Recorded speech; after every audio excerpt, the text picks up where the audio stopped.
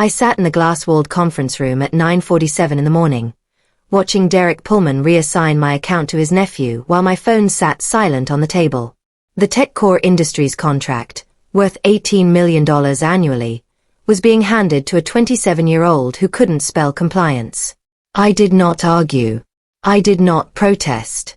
I simply slid my compliance binder across the table and said one sentence that would haunt them for months. You'll need this for the federal audit next week. Derek's face went pale. He hadn't read the renewal documents. He didn't know that TechCore operated under Section 508 accessibility requirements. He didn't know that one missed checkbox would void the entire contract and trigger penalty clauses that could bankrupt our division. I am Arlene Whitmore. I am 43 years old, and for the last 9 years, I have been the regulatory compliance specialist at Vanguard Solutions Group. That title sounds boring, but it actually means I am the only thing standing between our government contracts and federal prosecution. I live alone in a small house in Alexandria where I keep 3 filing cabinets full of documentation that should belong to the company but doesn't because they never built a proper system. The meeting had started badly and gotten worse. Derek Pullman, our Vice President of Client Relations, stood at the head of the table wearing a suit that cost more than my monthly mortgage. Beside him sat his nephew, Brad Kellerman, fresh from business school with perfect teeth and zero experience in federal contracting. Arlene, Derek began, using his practiced executive voice. We're implementing a new account distribution strategy to develop our emerging talent pipeline. I knew corporate speak when I heard it. This wasn't about talent development. This was about nepotism wrapped in buzzwords. Brad will be taking over the TechCore relationship, Derek continued. We want you to transition all materials to him by Friday. You'll be reassigned to smaller commercial accounts where your detail-oriented approach is better suited. Detail-oriented. That was code for, you ask too many annoying questions about legal requirements. I looked at Brad. He was scrolling through his phone under the table, not even pretending to pay attention. TechCore wasn't just any account. It was the crown jewel of our government contracting division. They provided accessible technology solutions to federal agencies. Every invoice, every deliverable, every communication had to meet strict federal standards. I had built the TechCore relationship from scratch 4 years ago. When I first took over the account, it was a mess of missed deadlines and compliance violations. The previous account manager, a man named Roger who thought regulations were suggestions, had nearly gotten us blacklisted from federal work entirely. I spent 6 months untangling his mistakes. I rewrote every standard operating procedure.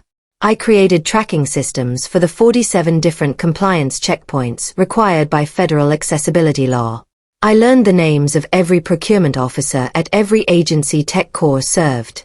I didn't do this by being charming or taking people to expensive lunches. I did it by being reliable. When a procurement officer called at 4:30 on a Friday afternoon with a question about Section 508 documentation, I answered. When an audit notice arrived, I already had the files prepared. I made their lives easier, and in return, they trusted me. But trust, I was learning, meant nothing to Derek Pullman. He saw an $18 million account and a young relative who needed a resume builder. He saw an opportunity to look like a mentor while keeping the credit in the family. What he didn't see was the regulatory landmine he was stepping on. I'll need at least 2 weeks for a proper transition, I said, keeping my voice level. The renewal audit is scheduled for next Tuesday. Federal auditors don't reschedule. Derek waved his hand dismissively. Brad has been shadowing you for 3 days. He's up to speed. The audit is just a formality anyway. These contracts auto-renew. I felt my jaw tighten. 3 days. Brad had sat in my office for 3 days, spending most of that time on personal calls and asking if we really needed to document every client interaction. And auto-renew? Federal contracts don't auto-renew. They require annual recertification proving continued compliance with accessibility standards. One missing document, one unchecked box, and the contract voids immediately. I opened my mouth to explain this, then stopped. I looked at Derek's confident smirk. I looked at Brad's bored expression. I realized something in that moment. They didn't want to hear about risks.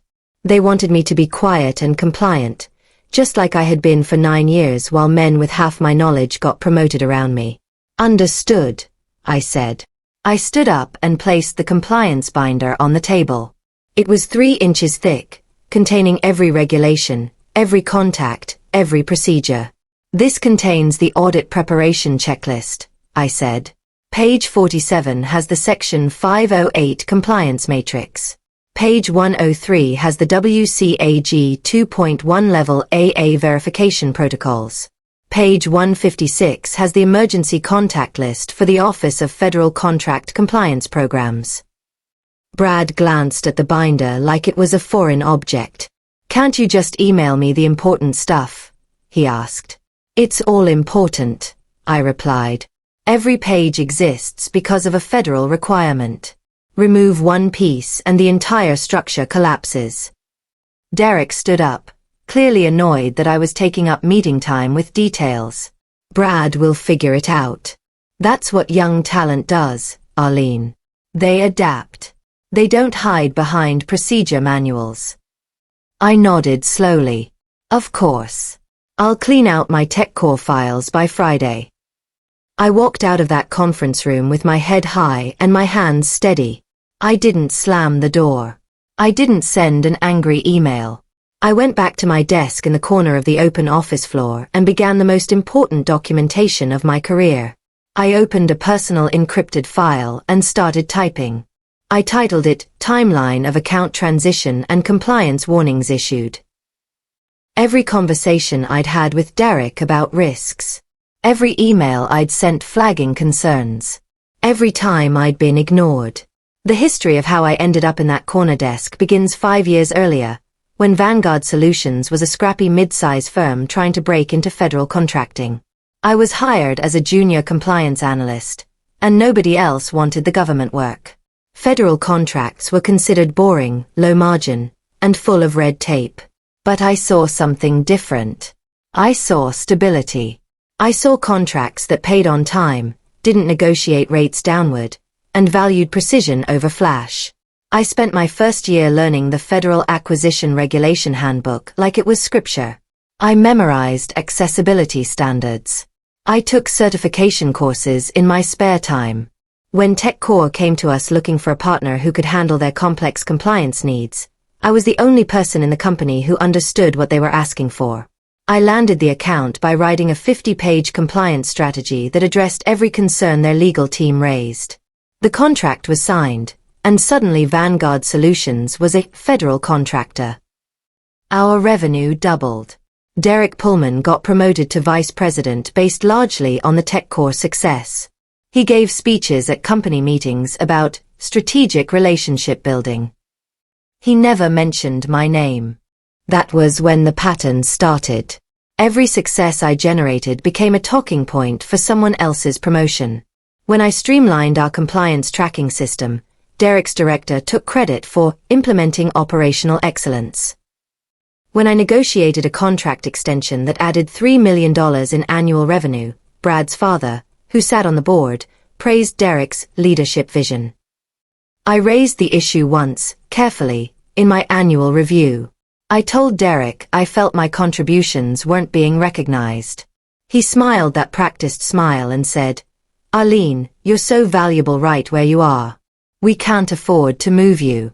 You're the foundation." I realized later that foundation meant invisible. Foundations hold up buildings, but nobody looks at them or thanks them. I went back to my corner desk and kept working. I told myself that I was being professional, that recognition would come eventually, that good work speaks for itself. I was wrong. Good work speaks for itself only if someone with power is listening. Derek wasn't listening. He was building his own empire, and I was just another tool he used without maintaining. Then came the morning that changed everything. It was 3 weeks before that conference room meeting. I received an email from the Office of Federal Contract Compliance Programs. The subject line read, TechCore Industries Annual Recertification Audit Notice. My stomach dropped. Federal audits aren't casual reviews. They're forensic examinations of every transaction, every deliverable, every communication over the past 12 months. The auditors would want proof that every piece of technology Tech Core provided met accessibility standards. They would verify that our documentation protocols followed federal guidelines. They would interview staff, review emails, and check that our internal controls prevented discrimination. I immediately forwarded the email to Derek with a red flag subject line. Urgent. Federal audit scheduled. Prep required. I followed up with a meeting request. Derek accepted the meeting but showed up 20 minutes late, checking his phone the entire time. What's the concern? He asked, barely looking up. We have a federal audit in 4 weeks, I said. We need to prepare comprehensive documentation showing TechCore's compliance with Section 508 for the entire fiscal year. That's your job, Derek said. Just handle it like always. I will, I replied, but you need to know that this audit is more extensive than previous years. There's been increased scrutiny on accessibility compliance after several high-profile violations in the industry. The penalties for non-compliance have tripled. If we fail this audit, we don't just lose the contract. We get blacklisted from federal work for 5 years, and TechCore faces fines up to $4 million. Derek finally looked up from his phone. So don't fail. I won't, I said. But I need something from you. I need a written confirmation that I have authority to request documentation from all departments. The audit will examine our entire company's compliance infrastructure, not just my files. Derek sighed like I was asking him to move a mountain. Fine. I'll send an email. He never sent the email. Instead, 2 days later, I was called into the meeting where he reassigned the account to Brad. Looking back, I understand what happened. Derek saw the audit notice. He saw risk. He saw potential blame if something went wrong. And he decided the easiest solution was to distance himself by putting his nephew in charge. If the audit went well, Derek could take credit for developing young talent. If it went poorly, he could blame Brad's inexperience and my inadequate transition. It was a political move disguised as mentorship. It was also incredibly stupid. Friday arrived. I spent the week creating a transition document that was essentially a manual for preventing disaster. I outlined every compliance requirement. I listed every contact person. I explained which documentation had to be submitted when and in what format. I created a day-by-day audit preparation schedule. The document was 87 pages long. I emailed it to Brad with a read receipt request. He never opened it. I also did something else that week. I made copies. I backed up every email I'd sent to Derek warning about compliance risks. I saved every meeting note where I'd flagged concerns. I documented every time I'd been dismissed or ignored. I created a timeline showing that I had repeatedly tried to ensure proper audit preparation and had been removed from the account despite my warnings. Then I cleaned out my desk. I took my personal items, my reference books, my certification plaques. I left behind the files, the procedures, and the 3-inch compliance binder that Brad had never bothered to open. On Friday at 5 o'clock, I sent one final email to Derek and Brad, copying myself on my personal email. Account transition complete. All documentation provided. Audit preparation checklist attached. Please confirm receipt and acknowledge understanding of compliance requirements. Brad replied at 5:47. Got it. Thanks. The weekend felt strange. For 4 years, I had spent my Saturdays reviewing TechCore files, staying ahead of requirements, preparing for scenarios that might never happen. Now I had nothing to do. I cleaned my house. I organized my closets. I tried to relax, but my mind kept returning to the audit. Tuesday was coming. The federal auditors would arrive at TechCore's offices at 9 o'clock in the morning. They would request documentation that I knew hadn't been properly organized. They would ask questions that Brad couldn't answer. They would discover gaps that I had been in the middle of addressing before being removed from the account. I told myself it wasn't my problem anymore. I told myself I had done my job by warning them. I told myself that sometimes you have to let people fail to learn. But I also knew that this failure wouldn't just hurt Derek and Brad. It would hurt TechCore. It would hurt the federal agencies that relied on accessible technology.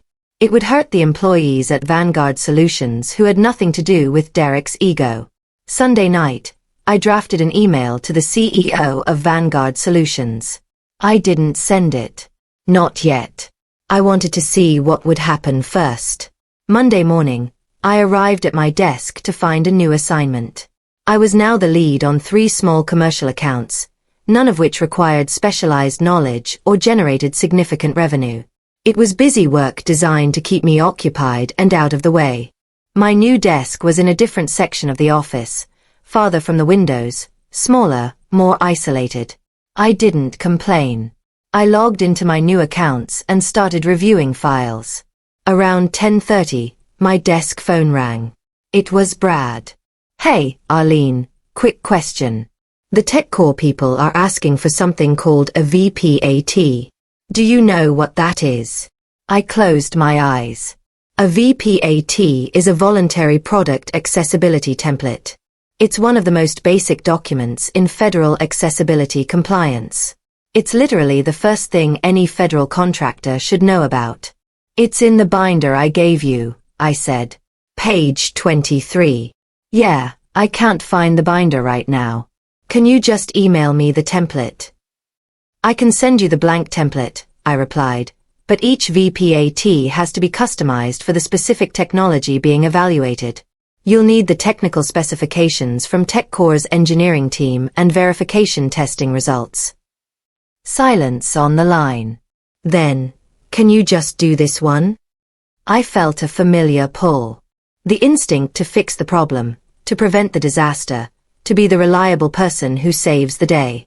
Then I remembered Derek's words. Detail-oriented approach better suited for smaller accounts. I'm sorry, Brad, I said. I don't have access to the TechCore systems anymore. You'll need to work with their engineering team directly. The contact list is in the binder. This is kind of urgent, Brad said. His voice had an edge now, the entitled frustration of someone who expected others to solve his problems. The audit is tomorrow, I replied. Everything is urgent. That's why I suggested a 2-week transition period. I heard him exhale sharply. Whatever. I'll figure it out. He hung up. I sat at my desk feeling a strange calm. I wasn't being petty. I wasn't sabotaging anything. I was simply not volunteering to fix a problem I had been explicitly removed from solving. 20 minutes later, my phone rang again. This time it was Derek. Arlene, I need you to help Brad with some audit preparation items. He's struggling to locate a few documents. I provided an 87-page transition document outlining the location of all files, I said. Brad confirmed receipt. I know, but you know how these things are. Derek's voice had that false friendliness that men use when they want something from women they've just demoted. Just help him out for a few hours. Team player mentality. I looked at my computer screen. I looked at the small commercial accounts that were now my responsibility. I made a decision. Derek, I would love to help, but I'm currently focused on the accounts you assigned me. You specifically said my detail-oriented approach was better suited for smaller commercial work. I'm following that direction. There was a pause. Are you seriously going to let company business suffer because you're upset about a reassignment? I'm not upset, I said truthfully. I'm respecting the boundaries you established. You removed me from the TechCore account. Brad is now responsible for that relationship. I'm responsible for my new accounts. If you want to reassign me back to TechCore, we can discuss that, but it would need to be in writing with clear authority and a proper transition timeline. Another pause. Longer this time. We'll manage, Derek said coldly. He hung up. I had just made an enemy of my vice president. I had also created documentation that he had refused to put the reassignment in writing, which would be useful later. At 3 o'clock that afternoon, Brad called again. The TechCore people are freaking out. They're saying something about verification testing documentation that should have been submitted last month. Do you know anything about that? I did know about it.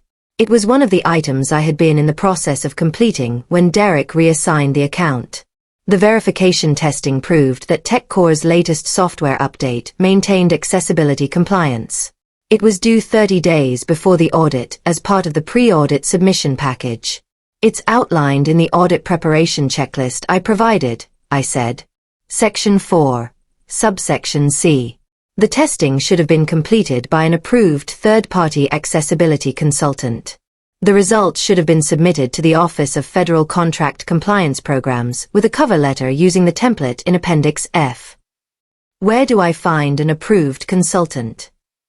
Brad asked. He sounded genuinely panicked now. The approved consultant list is maintained by the federal government, I said. It's linked in the resource section of the compliance manual. However, most consultants require at least 2 weeks' notice for testing. Since the audit is tomorrow, you'll need to request an expedited review, which typically costs triple the normal rate. Can you make that call? Brad, I don't have purchasing authority for the TechCore account anymore. You'll need to get approval from Derek for the expedited fee. I could practically hear Brad's blood pressure rising through the phone. How much are we talking? Usually around $15,000 for a full accessibility audit, I said. Expedited would be around $45,000. He made a choking sound. For one document. For comprehensive testing and federal compliance certification, I corrected. Without it, the audit will fail automatically. The penalty for non-compliance starts at $250,000. Brad hung up without saying goodbye. I sat back in my chair. My hands were not shaking. My heart rate was normal. I felt the same calm I'd felt all week. This wasn't anger. This wasn't revenge. This was simply the natural consequence of removing expertise and replacing it with connections. At 4:30, I received an email from Derek requesting an urgent meeting tomorrow morning before the audit. I replied politely. I'm available at 7 a.m. Please send a calendar invite with agenda items so I can prepare appropriately. The calendar invite arrived 10 minutes later. The agenda section was blank. I spent that evening reviewing my documentation one more time. I had emails proving I'd warned about the audit. I had the transition document showing I'd provided all necessary information. I had records of Brad and Derek refusing to follow proper procedures. I had proof that I had been removed from the account despite being the only person qualified to manage it. I arrived at the office at 6:45 the next morning. The conference room lights were already on. Derek was there, along with Brad, and surprisingly, Pamela Voss, the Chief Operating Officer. This was bigger than I'd thought. I walked in carrying my tablet and a printed copy of every relevant email. Thank you for coming in early, Arlene, Pamela said. Her voice was measured but tense. We have a situation with the TechCore audit that starts in 2 hours. I'm happy to help however I can, I said, sitting down. Derek leaned forward. We need you to go to the audit. I blinked. I'm sorry. Brad needs support, Derek said. You know the account history. You can answer the detailed questions while Brad handles the relationship management. I looked at Brad. He looked exhausted, like he'd been up all night. He probably had been, desperately trying to understand 4 years of compliance work in 12 hours. Derek, I said carefully, I haven't had access to TechCore systems for 5 days. I don't know what changes have been made. I don't know what documentation has been submitted. Walking into a federal audit without current knowledge would be irresponsible. You don't need current knowledge, Derek insisted. You just need to answer historical questions. Pamela held up her hand, stopping Derek. She looked directly at me. Arlene, let me be direct. We received a call from TechCore's CEO at 6 o'clock this morning. They're extremely concerned about today's audit. They're questioning whether Vanguard Solutions is still capable of managing their compliance needs. This contract represents 22% of our annual revenue. If we lose it, we're looking at significant layoffs. She paused. I need to know if this situation is recoverable. I respected Pamela. She was tough but fair, and she was one of the few executives who had ever acknowledged my work. I chose my words carefully. The situation is recoverable, but it requires immediate action and complete transparency about what's missing. What's missing? Pamela asked. I opened my tablet. The verification testing documentation Brad mentioned yesterday was never completed. Without it, the audit will automatically fail. However, there's an emergency waiver process. If we submit a detailed remediation plan showing how we'll complete the testing within 30 days, and if we can prove that all previous compliance requirements have been met, the auditor might grant a conditional pass. How do we do that? Pamela asked. I can draft the remediation plan, I said, but I need full access restored to all TechCore systems immediately. I need purchasing authority to hire the accessibility consultant. And I need written confirmation that I have authority to communicate directly with the federal auditors. Derek's face was red. You're holding the company hostage because you're bitter about a reassignment. I turned to him. My voice remained level. Derek, I'm stating the requirements for fixing a problem that occurred after you removed me from the account. I'm not bitter. I'm being realistic. The auditors arrive in 90 minutes. Either I have the authority and resources to address this, or I don't. If I don't, I can't help. Pamela looked between us. Derek, restore her access. Arlene, send me the remediation plan draft by 8:30. I'll review and approve purchasing. She stood up. And Derek, you and I need to have a conversation later about how this happened. We spent the next 90 minutes in organized chaos. I reached out to an accessibility consultant I'd worked with before, offering a premium for same-day testing. I drafted a remediation plan that outlined every step we'd take to complete the delayed documentation. I pulled together every piece of compliance evidence from the past year, organizing it into a format the auditors would find acceptable. Brad sat in the corner, quiet and pale. At one point, he approached me. I'm sorry, he said. I didn't realize how complicated this was. I looked at him. He was young. He'd been put in a position he wasn't qualified for by an uncle who cared more about family advancement than company success. Brad, I said, this isn't entirely your fault. You should never have been given this account without proper training. But you made it worse by not reading the materials I provided. He nodded. I know. I thought it was just paperwork. I didn't understand that every page mattered. Every page matters, I repeated. That's what federal compliance means. At 8:45, I drove to TechCore's offices with Brad in the passenger seat. I briefed him on the strategy. Let me handle all technical and compliance questions. If the auditor asks you something, defer to me.